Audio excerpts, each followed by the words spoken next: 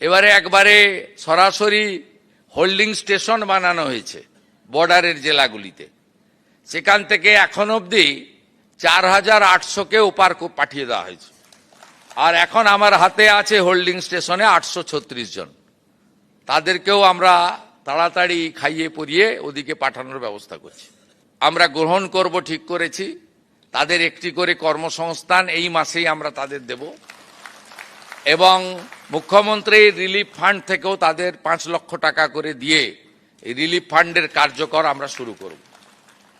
দ্বিতীয়, আমাদের সবচেয়ে বড় ইস্যু ছিল সীমান্ত সুরক্ষা, অবৈধ অনুপ্রবেশকারী। আমরা বিএসএফকে ল্যান্ড হ্যান্ডওভারের প্রক্রিয়া শুরু করেছি, প্রত্যেক দিনই ল্যান্ড দিচ্ছি। এখনো পর্যন্ত আমাদের যে 556 কিলোমিটার জায়গাতে জমি দিতে হবে, আমরা 100 কিলোমিটার মতো জমি হ্যান্ডওভার করে দিয়েছি।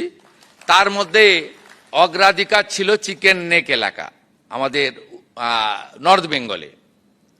আমরা সিএ এর আওতায় যারা পড়েননি সেই ধরনের অনুপ্রবেশকারী তাদেরকে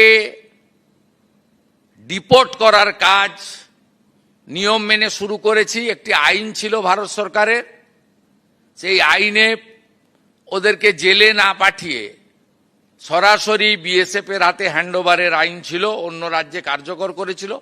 এখানে এদেরকে জামাই আদর করে জেলে পাঠানো হতো। আমাদের ভাত, আমাদের কাপড়, আমাদের ওষুধ খেত, এরা আরামে ভিতরে বসে থাকতো। এবারে একবারে সরাসরি হোল্ডিং স্টেশন বানানো হয়েছে বর্ডারের জেলাগুলিতে। সেখান থেকে এখন অবধি 4800-কে ওপার পাঠিয়ে দেওয়া হয়েছে। আর এখন আমার হাতে আছে হোল্ডিং স্টেশনে 836 জন। তাদেরকেও আমরা তাড়াতাড়ি খাইয়ে পরিয়ে ওদিকে পাঠানোর ব্যবস্থা করছি। এটা প্রক্রিয়া চলবে, এটা একটা বড় ইস্যু ছিল।